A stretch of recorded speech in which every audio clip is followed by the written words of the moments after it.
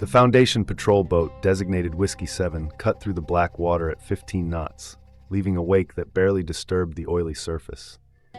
Agent Marcus Chen stood at the bow, one hand gripping the rail, watching the narrow channel ahead disappear into fog so thick it seemed solid. The air tasted wrong, like copper and rotting vegetation, and it coated the back of his throat with every breath. Behind him, the engine's rumble was the only sound for miles. No crickets, no frogs, no birds calling from the cypress trees that rose like skeletal fingers from the water. The silence was absolute, unnatural, and it had been that way since they'd passed the containment buoys 3 miles back. "How much further to the town?" Chen asked without turning around. Dr. Sarah Voss consulted her tablet, though Chen suspected she'd memorized the route days ago. The researcher was meticulous to a fault. Another 2 miles to what used to be Blackwater Landing. Population of 347 according to the last census, 0 as of 6 weeks ago. When the toxic spill happened. When the local authorities reported a toxic spill, yes. Voss's tone made it clear what she thought of the cover story. The real evacuation order came from us. Site 88 detected a Class 3 reality fluctuation centered on this section of the bayou. By the time our first team arrived, the town was already empty. Chen finally looked back at her. Voss was in her 40s, her dark hair pulled into a tight bun, wearing the same waterproof Foundation gear as the rest of the team. She'd been with the Foundation for 15 years, specializing in environmental anomalies. She didn't scare easily, but her knuckles were white where she gripped the tablet. The third member of their team, junior researcher David Park, was at the helm. Fresh out of training, this was his first field assignment. He'd been excited when they left the staging area that morning. Now his face was pale and he kept glancing at the water like he expected something to reach up and grab the boat. "Sir," Park said, his voice tight, "the depth finder's acting up." Chen moved to the helm. The digital display flickered between readings, 20 feet, 60 feet, 15 feet, 90 feet. The numbers changed every second, making no sense. The Bayou channel should have been a consistent 12 to 15 feet according to the survey data. "Equipment malfunction?" Chen asked. Voss was already checking her own instruments.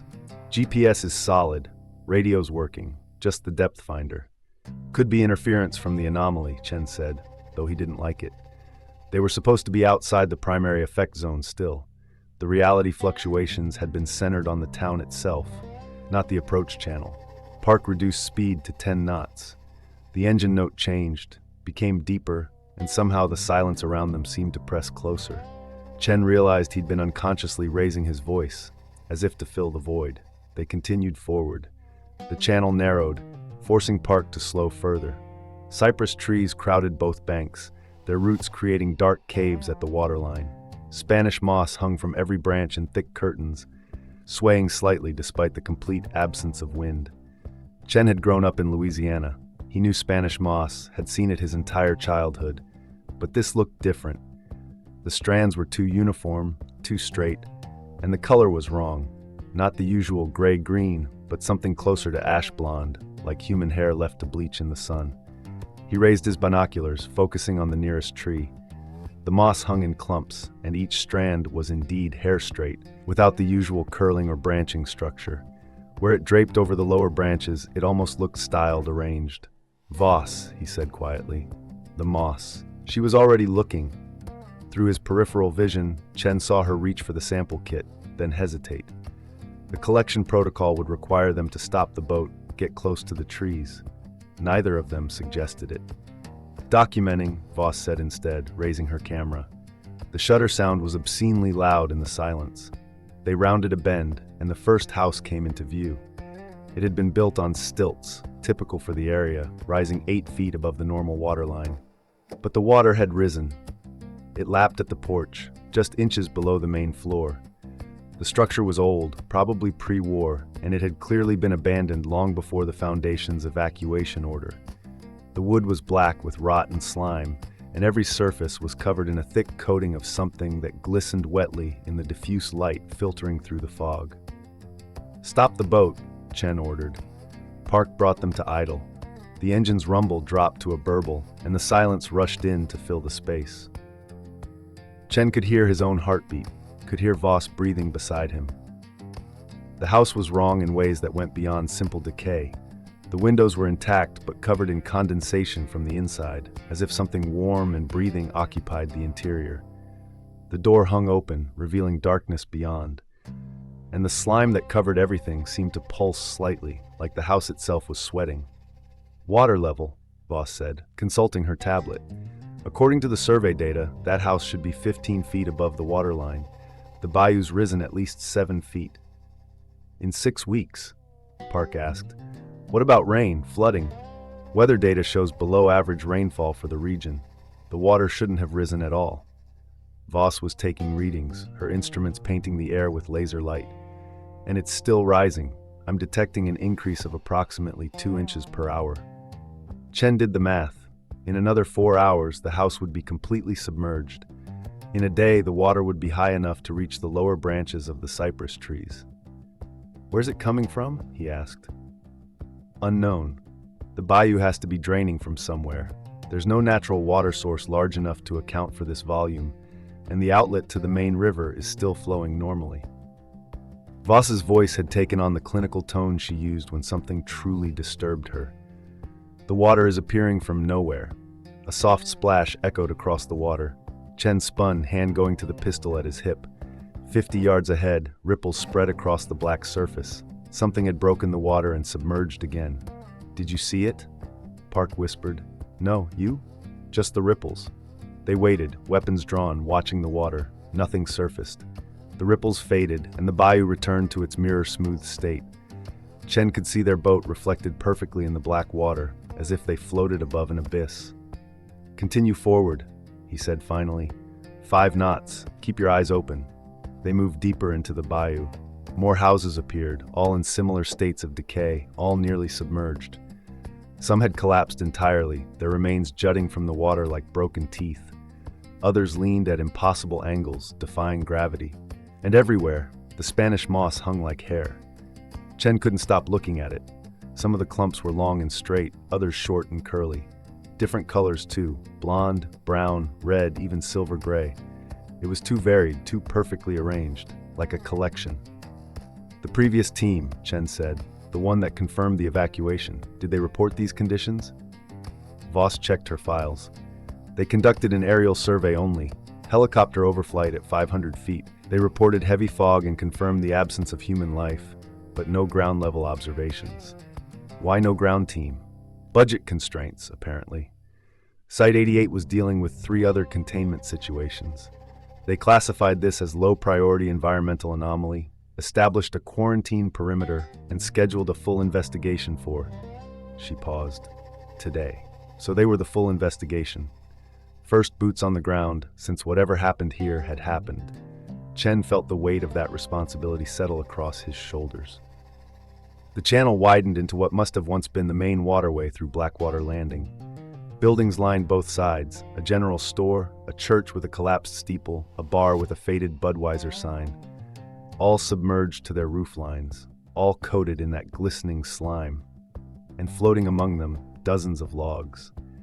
Cypress logs, Chen assumed at first, drifted free from some lumber operation. They bobbed gently in the boat's wake, dark and massive. But logs didn't have fingers. Chen saw it on the nearest one, a pale appendage extending from what he'd taken for a knot in the wood.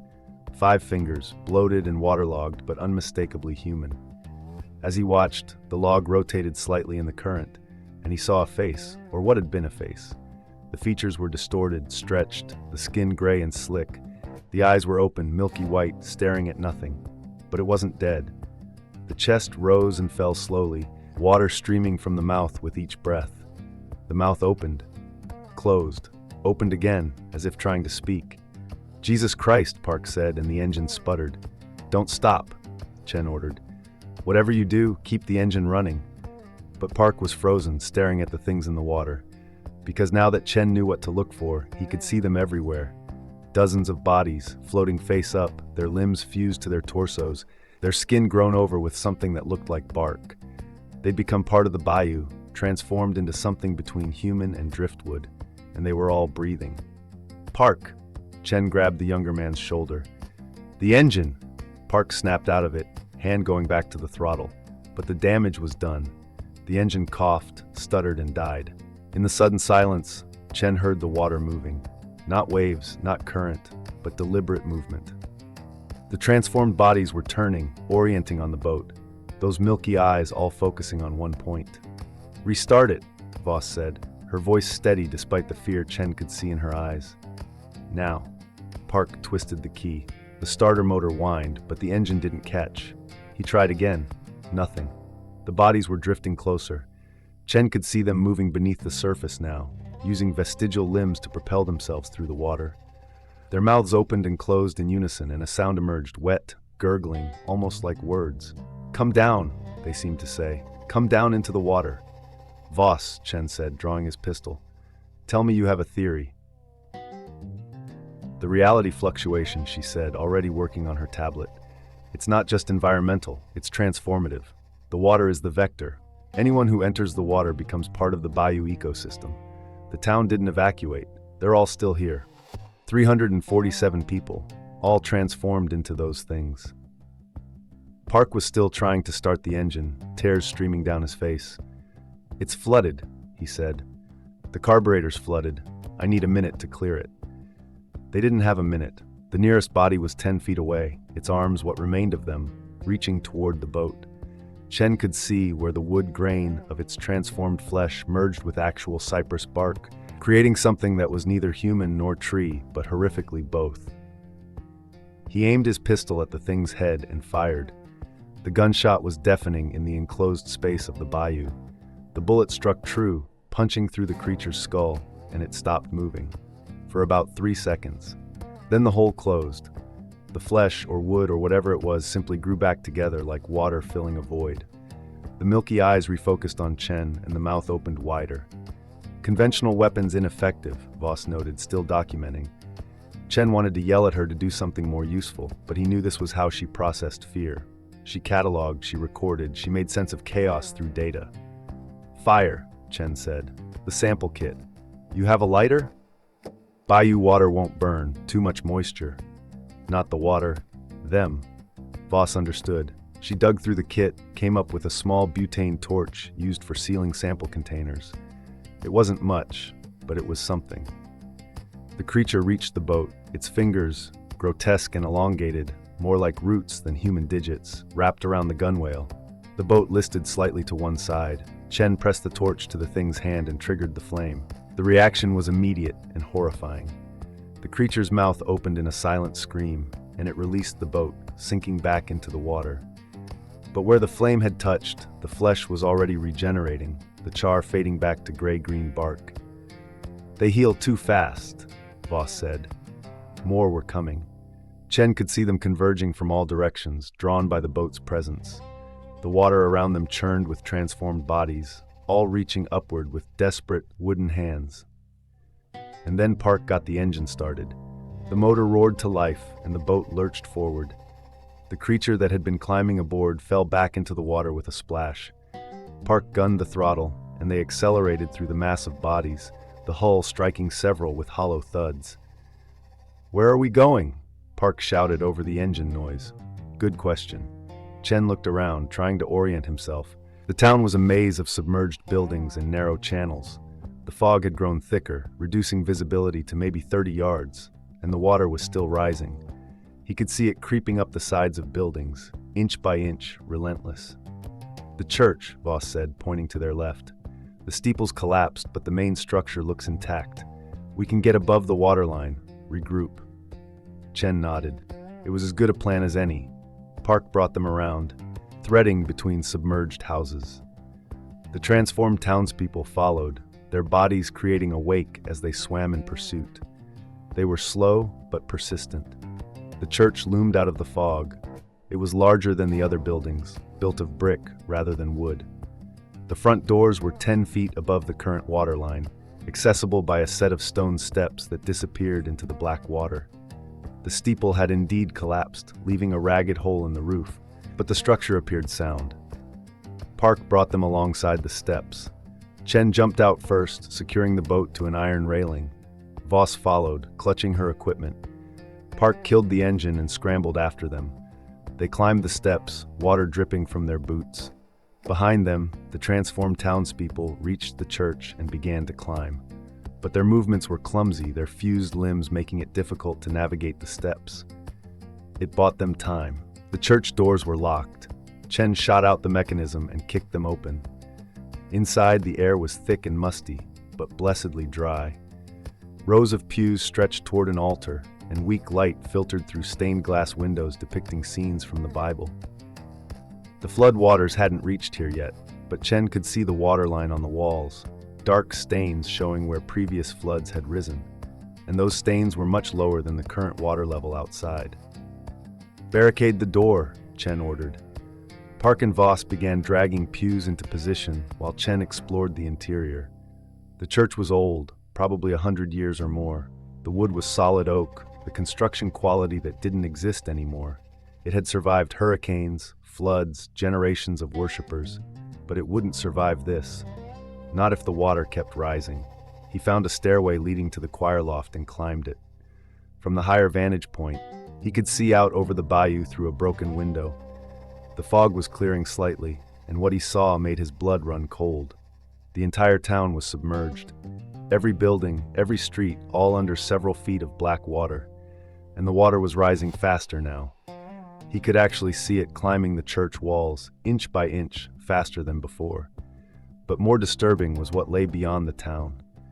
The bayou stretched in all directions, much larger than it should have been. The cypress forest was half submerged, and in the distance, Chen could see the waterline still expanding, creeping outward like a slow-motion flood. The anomaly was growing. "Voss," he called down, "we need to contact Site 88 now." She was already on it, radio in hand, but her expression told him everything he needed to know before she spoke. "No signal. We're in a dead zone. The radio worked fine on the way in." "I know. The anomaly must be generating some kind of interference field. Or," she paused, looking at her instruments, "we're not where we think we are anymore." Chen came back down the stairs. "Explain." "The GPS coordinates are wrong. According to this, we're in the middle of the Gulf of Mexico, 60 miles offshore." She showed him the tablet. The map displayed a blue expanse of open water with a single dot marking their position.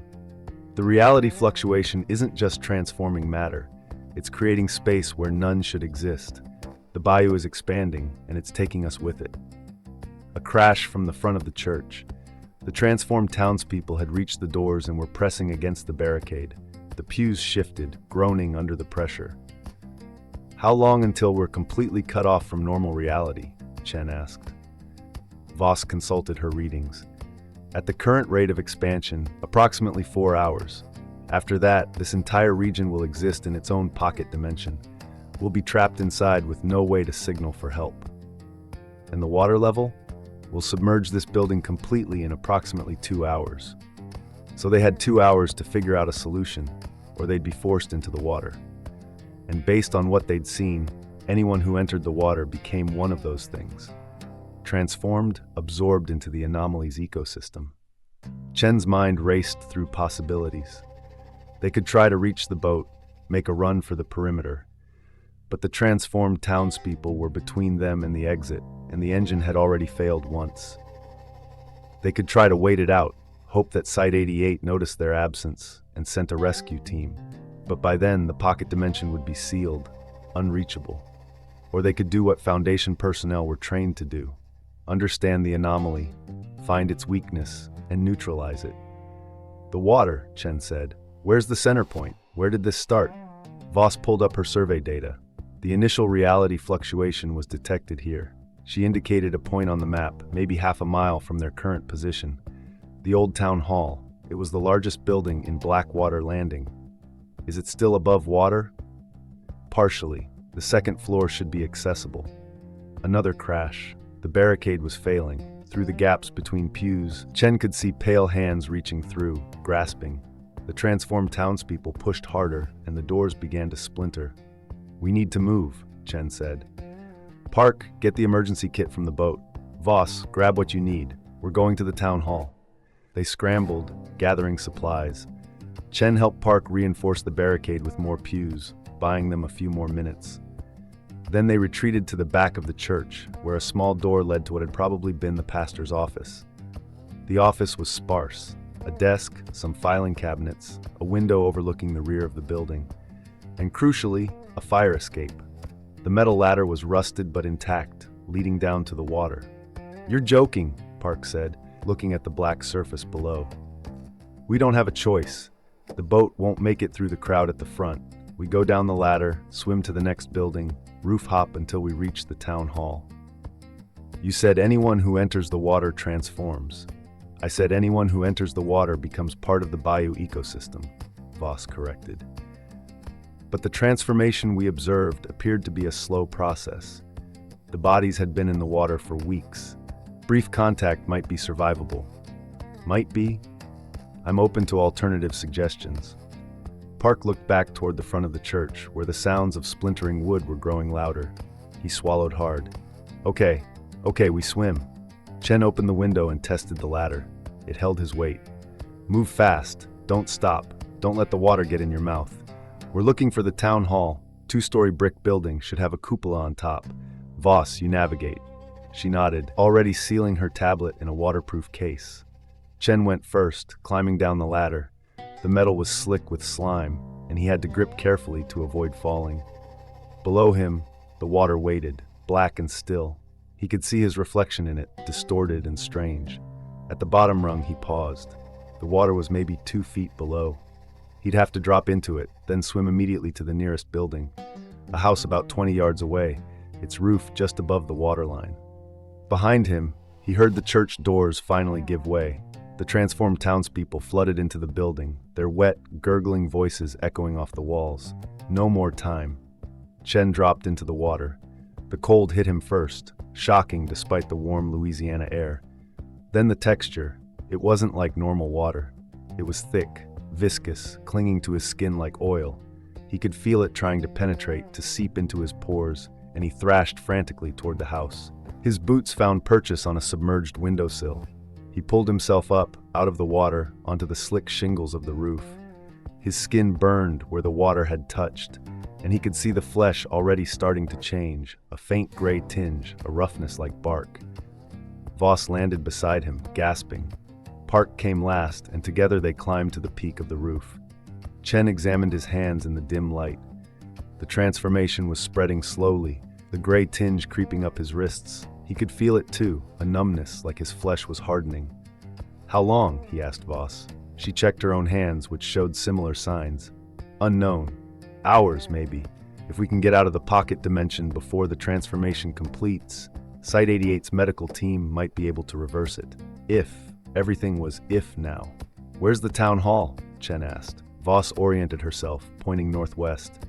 That direction, maybe 300 yards. They began to move, jumping from roof to roof. The buildings were close together, making it relatively easy despite the slick surfaces.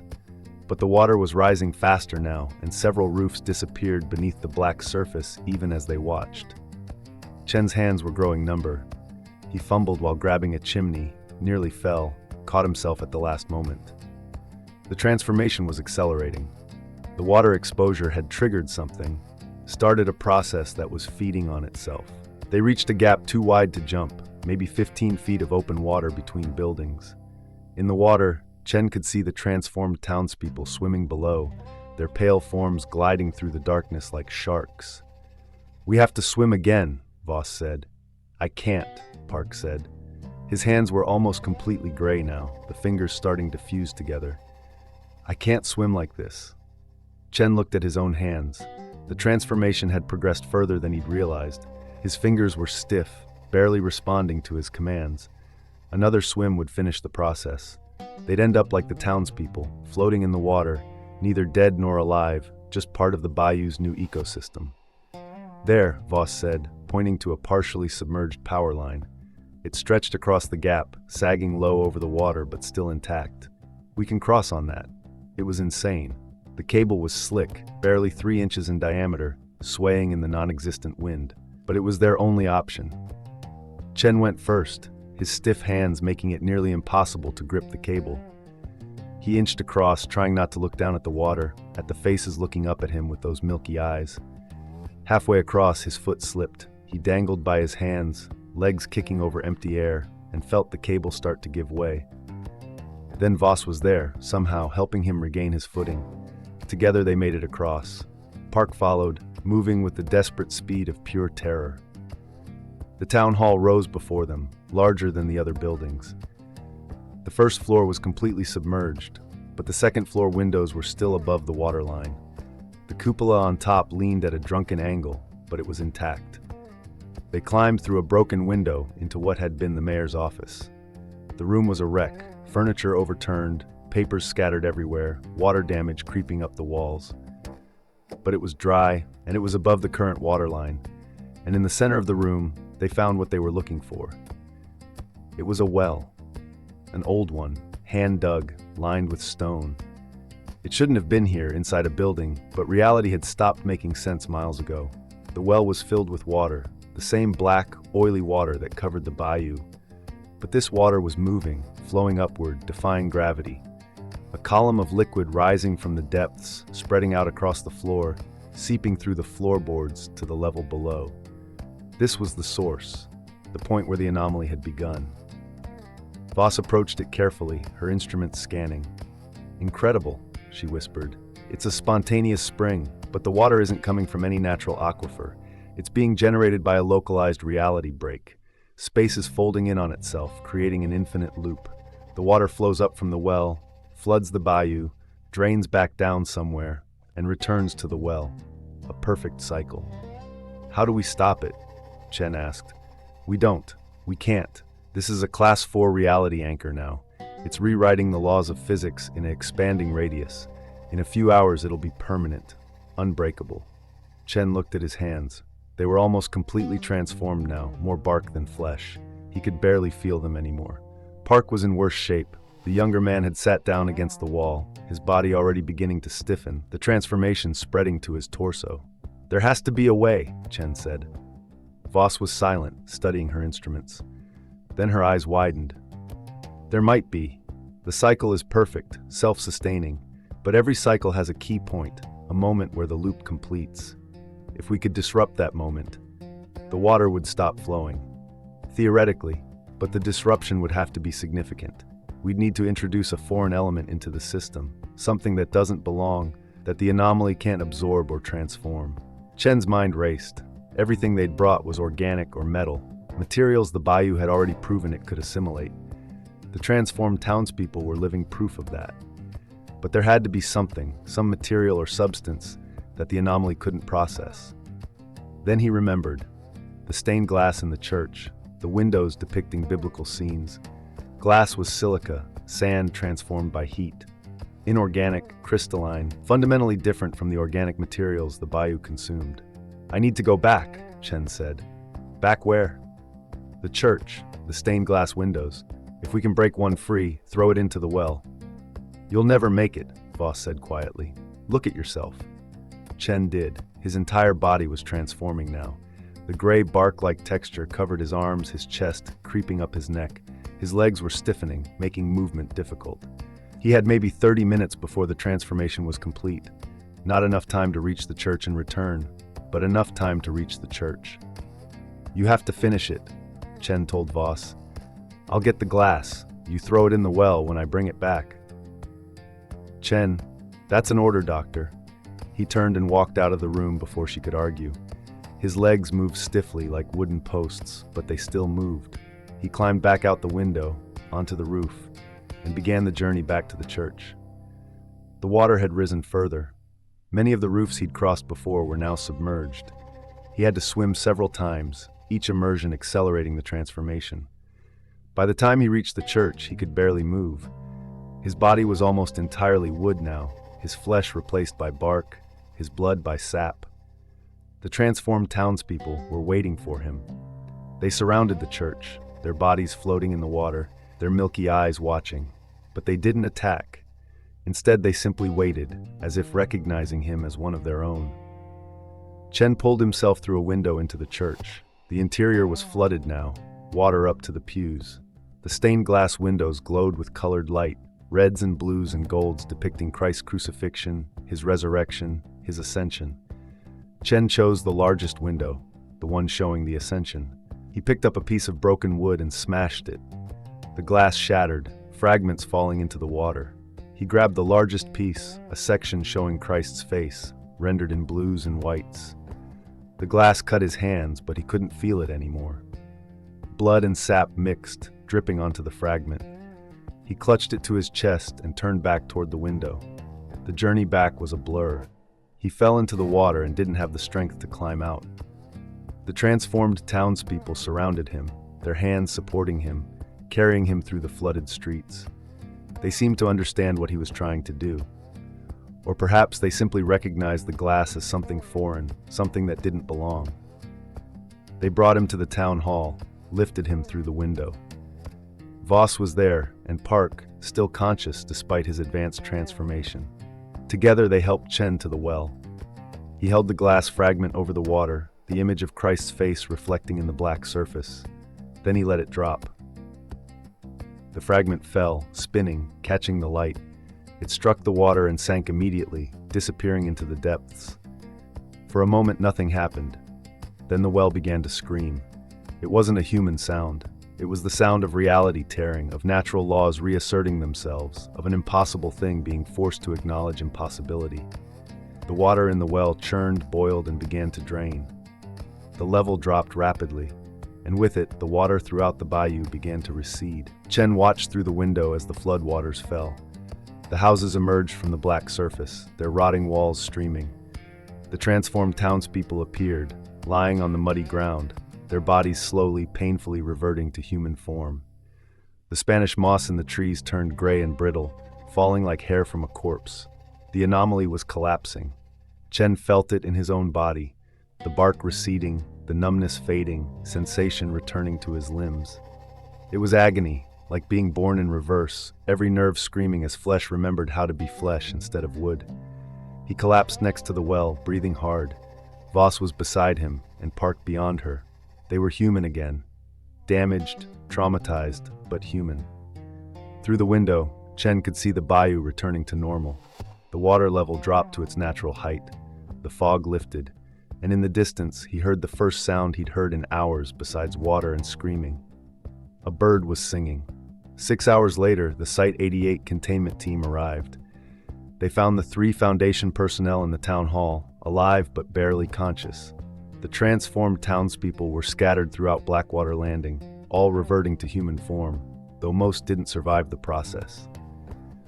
The final count was 73 survivors out of 347. The well was sealed with concrete and classified as SCP-6612. The surviving townspeople were administered amnestics and relocated. The official story remained a toxic spill, now cleaned up, area safe for eventual redevelopment. But Chen knew the truth. The anomaly hadn't been destroyed, just disrupted. The well was still there, still connected to whatever impossible space it had opened. The glass fragment had broken the cycle, but the source remained. And sometimes, late at night, he could still feel the bark beneath his skin, waiting. The Foundation maintained a permanent monitoring station at Blackwater Landing. The water level was checked daily. The well was inspected weekly, and every piece of stained glass within 100 miles was cataloged and secured, just in case, because the bayou remembered.